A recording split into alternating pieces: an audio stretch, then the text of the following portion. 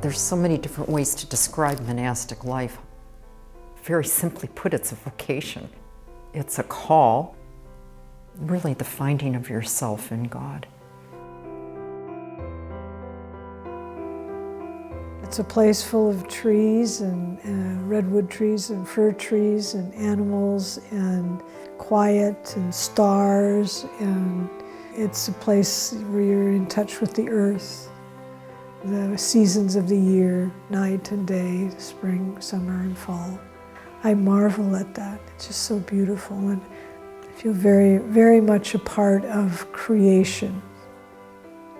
It is the rugged North Coast, and it's just not cushy. And I can speak only from my own experiences, but that has been a very, very important part for me. The environment, the beauty of nature, to learn from nature, because we all are part of nature.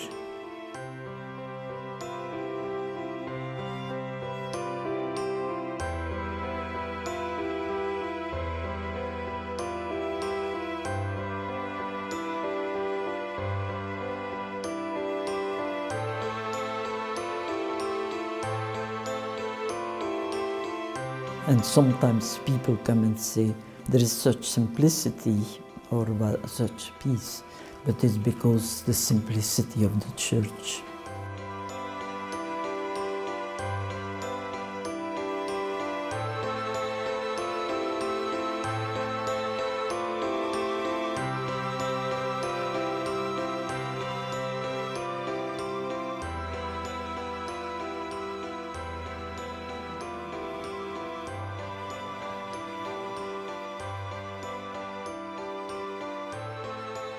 So how would I describe my community?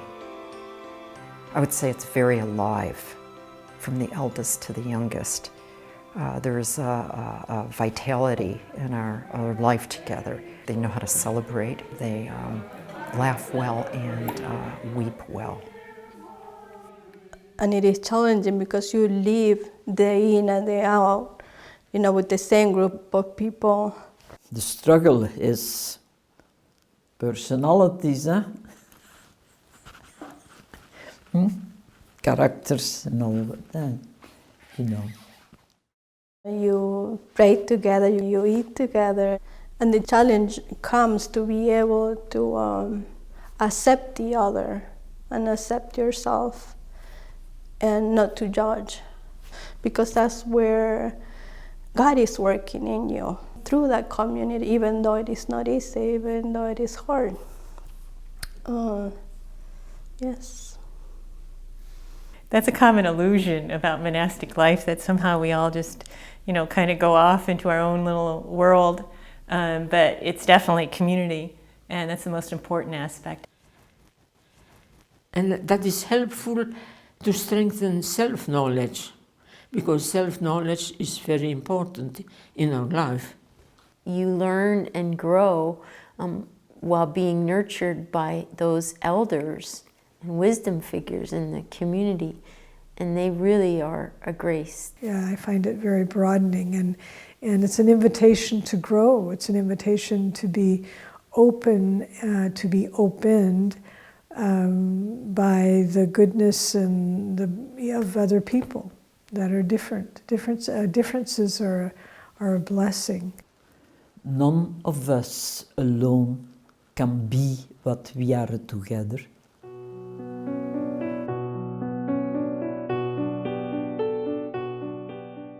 Each day at Redwoods we gather before we go to work to read the Rule of St. Benedict. The opening of the rule begins with the word absculta, listen.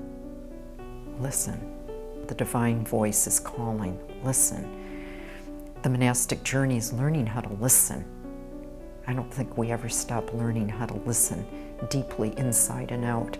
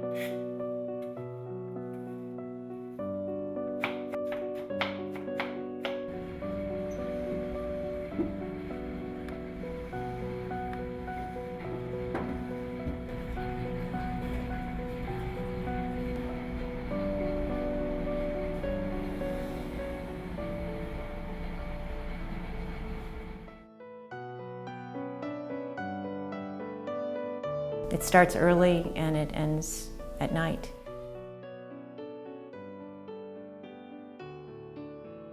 I think that's one way to describe the monastic journey. It's to become fully human, fully divine. The two are not separate. In dealing with our brokenness, we meet Christ. The actual liturgy goes on throughout the whole life. That's kind of the goal, anyway. Through Christ our Lord. Amen. The Lord be with you. And with your spirit.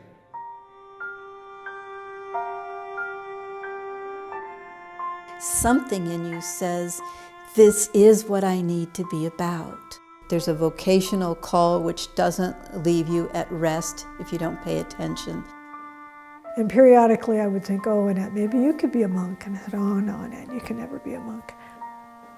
But there was something very deep inside of me that said, this is where you belong. This is where you belong. You know, I came from quote-unquote the world, and I was in computers, and so it was like, can I do this? Oh my God, what am I doing? What am I getting myself into? I think the call comes from God, and it's very delicate to this question is so personal. It's not a healthy move to want to flee the world. That is not the right reason to want to come to a monastery. If we're running away from the world, it's almost a statement that we're running away from ourselves as well. And that's not monastic life. The unfortunate thing about the monastery is that you bring the world with you, so you're not going to escape for very long. But ultimately, the only thing we can give is ourselves. So how do we give it? You know, how do we best give our life? How do we best become who we were created to be? What would you need to become who you're called to be?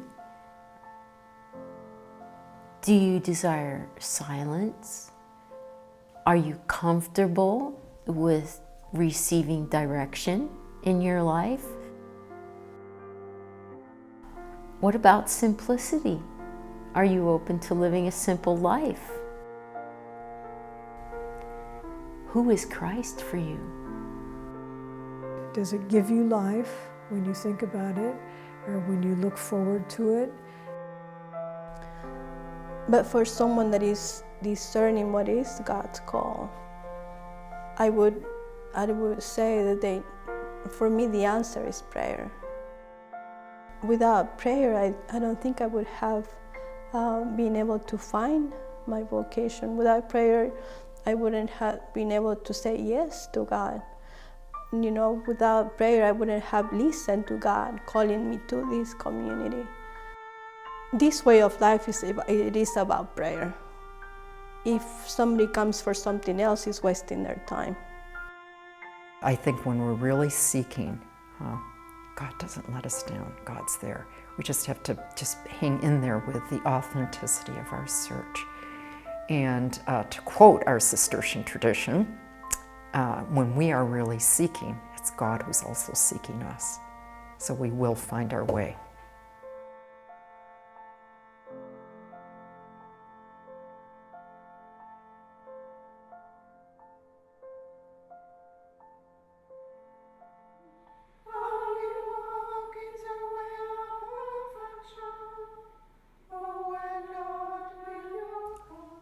And if you are, then come and see.